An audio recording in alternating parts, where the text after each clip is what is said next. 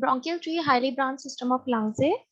इसके साथ इसके अंदर इनकम्प्लीट रिंग्स ऑफ हेलाइन कार्टिलेजेस होते हैं जिनको हम प्राइमरी ब्रोंकाई कहते हैं। हर ब्रोंकाई जो है वो अपने एक लंग में एंटर हो रहा होता है। राइट ब्रोंकस राइट लंग में एंटर होगा, लेफ्ट ब्रोंकस लेफ्ट लंग में एंटर होगा। दोनों ब्रोंकाई जो होते हैं वो फर्दर जो है डिवाइड होते हैं into the secondary bronchi. Primary bronchi जिस जगह से लंग के एंटर हो रहे होते हैं उसे हम हाइलस कहते हैं। ब्रोंकाई सिर्फ एंटर नहीं होते बल्कि उसके साथ वेजल्स, लिम्फेटिक वेजल्स और नर्व्स भी एंटर होती है, तो इस जगह को हम हाइलस कहते हैं। फॉरेन पार्टिकल्स राइट ब्रोंकस में जो है वो लॉज हो जाते हैं। उसका रीजन ये है कि ये थोड़ा सा शॉर्ट और वाइड होता है और वर्टिकली ओरिएंटेड होता है।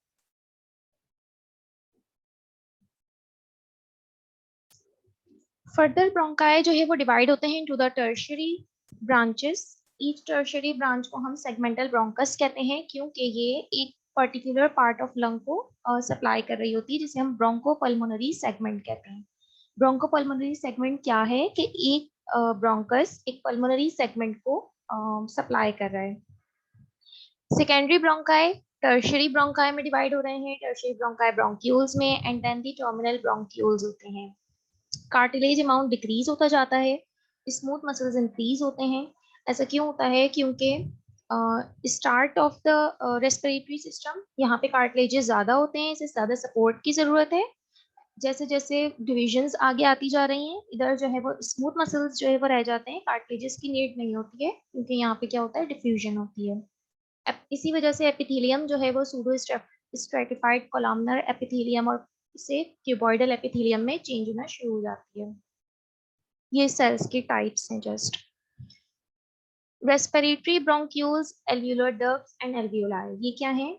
लंग्स के अंदर स्मॉल पॉकेट्स होती हैं, स्मॉल स्ट्रक्चर्स होते हैं जिन्हें हम एल्वियोलाई कहते हैं। एल्वियोलाई आप समझ लें कि जैसे ये ब्रोंकस हमारा डिवाइड होना शुरू हुआ है तो ये एंड में जिस स्ट्रक्चर पे आके रुकता है वो एल्वियोलाई है।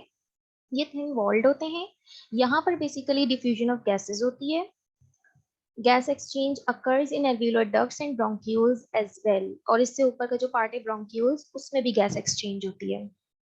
Each lung contains 300 to 400 alveoli. Spongy nature of lungs is due to the packing of millions of alveoli together.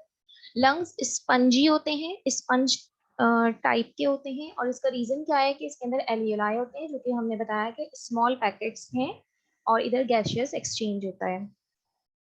ये एल्वियोलाई की पिक्चर है, इफ यू कैन सी। ये एक एल्वियोलाई है, इसके अंदर बहुत सारे एल्वियोलाई हैं, ये ग्रुप है। सेल्स ऑफ एल्वियोलस, इधर दो तरह के सेल्स हैं। टाइप 1 सेल्स में स्क्वामस सेल्स हैं। टाइप 2 के अंदर जिनको सेप्टल सेल्स भी कहते हैं वो सर्फेक्टेंट रिलीज करते हैं। एल्वियोलर मैक्रोफेजेस भी होते हैं। रेस्पिरेटरी मेम्ब्रेन स्क्वामस सेल की बनी हुई है, बेस जो कि बेसमेंट ऑफ एल्वियोलाई कैपिलरीज बनाती है। Simple squamous cells of capillaries होती है, इसकी थिकनेस 0.5 है। अगर ग्रॉस एनाटॉमी की बात करें तो each lung has conical shape, एक कोन की शक्ल का होता है जिसकी बेस डायफ्राम पे होती है। डायफ्राम एक मस्क्यूलर स्ट्रक्चर है जो लंग्स के नीचे होता है, जस्ट नीचे डायफ्राम है, और ऊपर का जो पोर्शन है जो कि पॉइंटेड और कोनिकल है उसे हम एपेक्स कहते हैं। Concave surface of lungs are supported by rib cage. Surface of lungs को बाहर से जो सपोर्ट कर रहा है वो रिब केज है। And surface of lungs just faces thoracic cavity is called costal surface of the lung. Lung की वो सरफेस जो बाहर की साइड है वो रिबकेज सपोर्ट कर रहा है, और जो अंदर की साइड है जो उसको हम कॉस्टल सरफेस कहते हैं। Concave surface is called hilum. Hilum की हम पहले भी बात कर चुके हैं कि वो पार्ट ऑफ द लंग जहां से एंटर होता है ब्रोंकस उसे हम हाइलम कहते हैं। अब ये राइट और लेफ्ट लंग के कुछ डिफरेंसेस हैं। राइट लंग के अंदर दो फिशर्स होते हैं जो 3 लोब्स में डिवाइड करते हैं राइट लंग को। फिशर्स क्या हैं? बेसिकली एक पार्टीशंस आप समझ लें, फोल्ड्स, स्किन फोल्ड्स समझ लें, इस तरह से 3 लोब्स बना रहे हैं। और लेफ्ट के अंदर एक फिशर है जो कि 2 लोब्स बना रहा है। इसका इंटीरियर बॉर्डर राइट का स्ट्रेट होता है जो कि हमने पहले ही बताया कि ये शॉर्ट है, हैवी है, ब्रॉड है, लार्ज है। और लेफ्ट लंग जो है वो इसके मुकाबले में स्मॉल, लाइट और नैरो है। एक बात जो इम्पोर्टेंट है वो लेफ्ट लंग के अंदर कार्डियक नॉच होती है। कार्डियक नॉच क्या है? सिंपली एक कर्व है जहां पर हमारा हार्ट जो होता है वो रेस्ट करता है। तो हार्ट क्योंकि लेफ्ट साइड पे होता है, इसी तरह लेफ्ट लंग में कार्डियक नॉच होती है। ये आप डिफरेंस देख सकते हैं। ये फिशर्स कहलाते हैं, जो लाइंस हैं। और जो लाइंस अगर दो हैं तो तीन जो है वो लोब्स में डिवाइड कर रहे हैं, और इसी तरह यहाँ पे लाइन क्योंकि एक है, फिशर एक है, तो ये दो लोब्स में डिवाइड कर रहे हैं। लोब्स के नाम दिए हुए हैं, सुपीरियर एंड इंफीरियर, और राइट लंग में सुपीरियर इंफीरियर के साथ मिडिल। कार्डियक नॉच ये कहलाती है, जो हल्का सा एक कर्व है जहाँ पे हार्ट हमारा रेस्ट करता है। अब प्लूरा एंड प्लूरल कैविटीज क्या है? हमारा लंग क्योंकि बहुत स्पंजी है, डेलिकेट है, इसको सपोर्ट चाहिए। ऐसे ही तो नहीं हो सकता कोई भी ऑर्गन ऐसे ही पड़ा हुआ हो, उसके साथ कोई ना कोई मेम्ब्रेन अटैच होती है उसको सपोर्ट देने के लिए। तो प्लूरा जो होती है वो मेम्ब्रेन होती है, जो लंग के ऊपर आप समझ लें कि एक तरह से स्टिक हुई हुई होती है। लंग और रिब्स के बीच में थोड़ा सा गैप होता है। लंग के ऊपर एक मेम्ब्रेन अटैच है, दूसरी मेम्ब्रेन जो है वो थोड़े से गैप के बाद अटैच है। तो इनको हम कहते हैं प्लूरा। प्लूरा दो तरह की हैं, विस्ट्रल एंड प्राइटल। जो लंग के साथ है फॉरन, दैट इज विस्ट्रल प्लूरा, क्योंकि विस्ट्रा क्या होता है? ऑर्गन होता है। तो जो ऑर्गन को अटैच की हुई है दैट इज विस्ट्रल प्लूरा। और प्राइटल प्लूरा क्या है? जो कि थोड़ा सा दूर होती है, बीच में कैविटी बना रहे होते हैं, जिसको हम प्लूरल कैविटी कहते हैं। I hope you understand. Muscles of respiration क्या है? Expansion of the chest occurs during inspiration and as a result of muscular activity. जब हम इंस्पायर करते हैं, एक्सपायर करते हैं, तो हमारे मसल्स भी कुछ वर्क कर रहे होते हैं, जिसके अंदर हमारे इंट्राकॉस्टल मसल्स और डायफ्रामेटिक मसल्स होते हैं। इंट्राकॉस्टल मसल्स के अंदर हमारे पास 11 पेयर्स हैं। They are arranged in 2 layers. External intercostals होते हैं, इंटरनल इंटरकॉस्टल्स होते हैं। ऊपर वाले ऑब्वियसली एक्सटर्नल कहलाएंगे, और इंटरनल कॉस्टल्स जो है वो डीप होते हैं, जो कि डाउनवर्ड और बैकवर्ड जा रहा है। ये ब्रीथ इन और आउट का दिखाया हुआ है मैकेनिज्म। डायफ्राम क्या होता है? डायफ्राम का भी फंक्शन है इसके अंदर कि वो जब हम इनहेल करते हैं तो हमें ज्यादा स्पेस चाहिए हमारे लंग्स को। तो डायफ्राम क्या करता है? वो शॉर्ट हो जाता है और लोअर हो जाता है, जिसकी वजह से हमारे पास कैविटी जो है वो बढ़ जाती है। डायफ्राम यहाँ पर ये एक मसल है। जब हम इनहेल कर रहे हैं कॉन्ट्रैक्ट होता है ये, और नीचे की तरफ आता है। जब ये नीचे की तरफ आएगा तो ऑब्वियसली ये वाली जो कैविटी है ये बढ़ जाएगी, और ज्यादा गैस हम अंदर ले सकेंगे, इनहेल कर सकेंगे। और अपोजिट होता है ब्रेथ आउट करने में, एक्सहेल करने में। ब्रेथ आउट करने में क्या होता है? डायफ्राम रिलैक्स हुआ है, ये ऊपर गया है, कैविटी और छोटी हो गई है, तो जो एयर है वो नोज के थ्रू बाहर आ जाती है। अब गैसेस क्या करती हैं? डिफ्यूजन करती हैं from higher to lower concentration.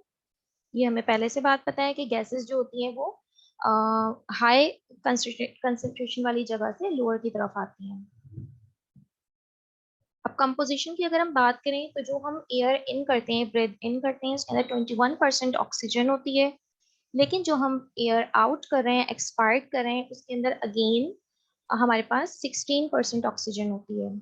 हमारी ऑक्सीजन कंप्लीटली जो है वो खत्म नहीं होती है। इसी तरह कार्बन डाइऑक्साइड के अंदर है कि वो जो है वो बढ़ जाती है।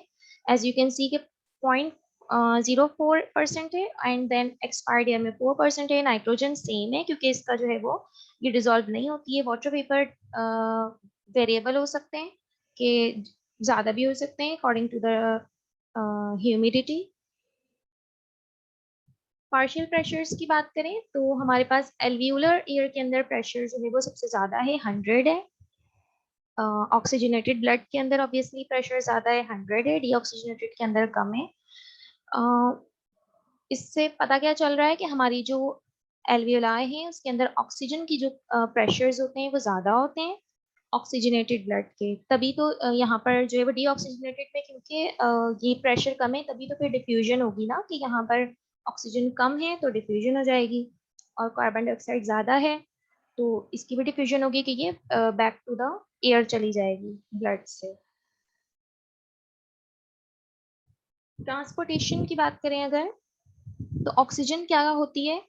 दो तरह की ट्रांसपोर्ट है, oxygen and carbon dioxide. Oxygen की ट्रांसपोर्ट में क्या होता है कि carried out by blood, blood के जरिए हो रही है। अब इसमें क्या होता है? ऑक्सी हीमोग्लोबिन बनता है, ऑक्सीजन ब्लड के साथ कंबाइन होती है, ऑक्सी हीमोग्लोबिन बनाती है। मेनली जो है वो इसी तरह से ऑक्सीजन जो है वो पूरी बॉडी में ट्रेवल करती है। इसके अलावा प्लाज्मा वाटर से भी ये कंबाइन हो जाती है, जो कि 1.5% है। ऑक्सी हीमोग्लोबिन अनस्टेबल है और रिलीज करता है oxygen. Factors increase oxygen dissociation और कार्बन डाइऑक्साइड एंड टेम्परेचर। जो चीजें ऑक्सीजन को डिसोसिएट करने में हेल्प करती हैं वो कार्बन डाइऑक्साइड और टेम्परेचर है, कि जितना कार्बन डाइऑक्साइड ज्यादा होगा और टेम्परेचर ज्यादा होगा ऑक्सीजन डिसोसिएशन होगी। ट्रांसपोर्ट ऑफ कार्बन डाइऑक्साइड की बात करें तो ये बाइकार्बोनेट आयन की फॉर्म में ट्रांसपोर्ट होती है। इधर हमारे पास जो इंपॉर्टेंट बात है याद करने के लिए वो ये है कि ऑक्सी हीमोग्लोबिन की फॉर्म में ऑक्सीजन ट्रांसपोर्ट हो रही है मेनली, और सेकंड प्लाज्मा वाटर की फॉर्म में। और कार्बन डाइऑक्साइड के अंदर 3 मैकेनिज्म्स हैं, जिसके अंदर बाइकार्बोनेट आयन बनता है, प्लाज्मा की फॉर्म में भी जा रही है लेकिन आरबीसीज के थ्रू भी जाती है 23%। रेगुलेशन ऑफ रेस्पिरेशन क्या है? नर्वस कंट्रोल, किस तरह से रेस्पिरेशन कंट्रोल हो रही है। तो बेसिकली वॉलेंट्री एंड इनवॉलेंट्री दो तरह के मैकेनिज्म्स होते हैं हमारे पास रेस्पिरेशन को कंट्रोल करने के। व्हेन वी आर स्लीपिंग और अनकॉन्शियस, तो ब्रेथ हमारी जो है वो ब्रीदिंग हो रही होती है, तो वो किस किस तरह से होती है कि वो इनवॉलेंट्री कंट्रोल होता है।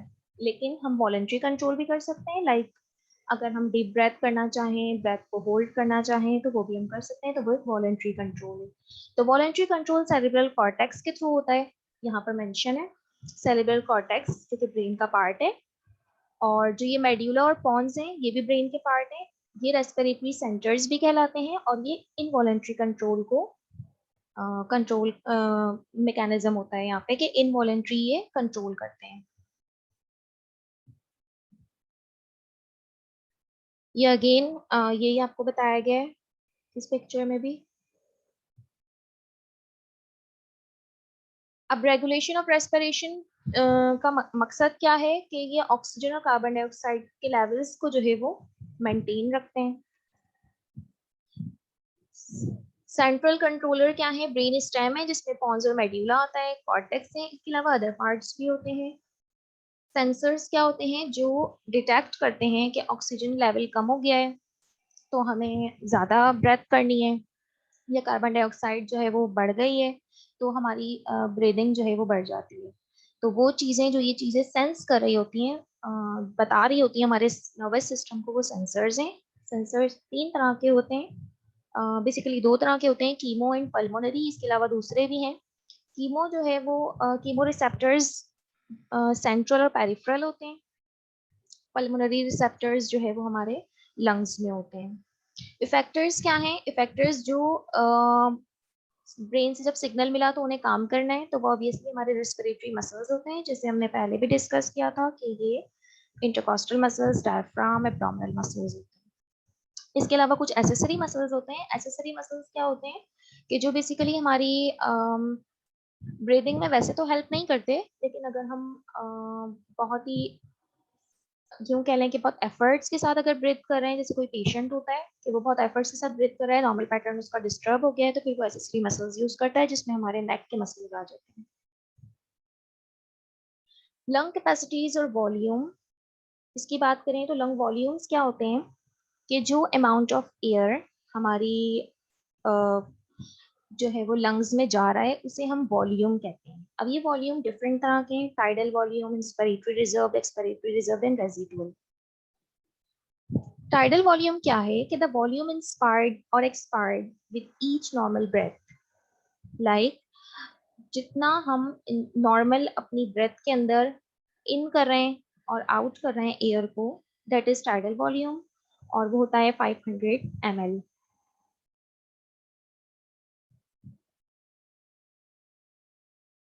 इंस्पिरेटरी रिजर्व क्या है कि maximum volume that can be inspired about inspiration of tidal volume. Like हमने नॉर्मल ब्रेथ तो ली, लेकिन अगर हम बहुत डीप ब्रेथ लेते हैं तो हम ज्यादा वॉल्यूम अपनी लंग्स के अंदर डाल सकते हैं, तो जो वो मैक्सिमम वॉल्यूम है जो टाइडल वॉल्यूम के अलावा है उसे इंस्पिरेटरी रिजर्व वॉल्यूम कहते हैं। एक्सपिरेटरी रिजर्व क्या है कि हमने जो नॉर्मल ब्रेथ आउट की है उसके अलावा अगर हम फोर्स लगा के मैक्सिमम जो है वो ब्रेथ आउट करें, तो जो वो टाइडल वॉल्यूम के अलावा जो ब्रेथ आ रही है उसको हम एक्सपिरेटरी रिजर्व वॉल्यूम कहते हैं। रेजिडुअल वॉल्यूम क्या है? जो कि ऑलवेज इन द लंग्स होता है और जो कि हम बाहर नहीं आ सकता है, और इसका काम क्या है, लंग्स को जो है वो शेप मेंटेन रखना है कि अगर बाहर आ जाएगा तो लंग्स कोलैप्स हो जाएंगे। तो वो वॉल्यूम जो कि बाहर नहीं आ सकता है एयर का, दैट इज रेजिडुअल वॉल्यूम। इसके कुछ ये जो क्वांटिटीज दी हुई है ये आपको याद करनी चाहिए। 500 ml इज टाइडल वॉल्यूम और 3000 is inspiratory, 1100 expiratory, 1200 is residual. Now coming to capacities, lung capacities क्या होती हैं? दो वॉल्यूम्स को अगर हम मिक्स करते हैं तो वो कैपेसिटीज बन जाती हैं। यहाँ पर हमारे पास तीन तरह की कैपेसिटीज हैं, inspiratory, functional, residual and vital capacity. Inspiratory capacity क्या है कि जितना हम मैक्सिमल इंस्पिरेशन कर सकते हैं वो हमारी इंस्पिरेटरी कैपेसिटी है, जिसमें इंस्पिरेटरी रिजर्व वॉल्यूम और टाइडल वॉल्यूम आ रहा है। टाइडल वॉल्यूम क्या था? नॉर्मल वाला था। और इंस्पिरेटरी रिजर्व क्या था?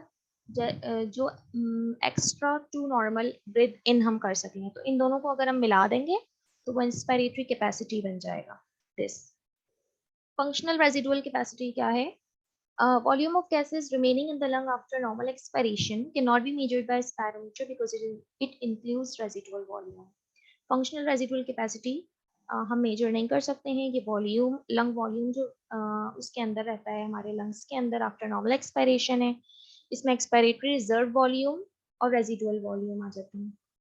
दो वॉल्यूम्स को हम मिलाते हैं तो वो कैपेसिटीज बनती हैं। वाइटल कैपेसिटी के अंदर हमारे पास मैक्सिमम जितना हम इंस्पायर कर सकते हैं और एक्सपायर कर सकते हैं, that is called as vital capacity.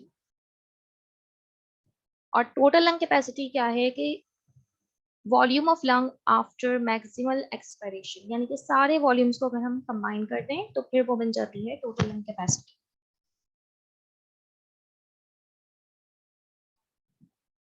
ये कुछ इवैल्यूएटिव क्वेश्चंस हैं आपके लिए, कोई बता सकता है इसके आंसर?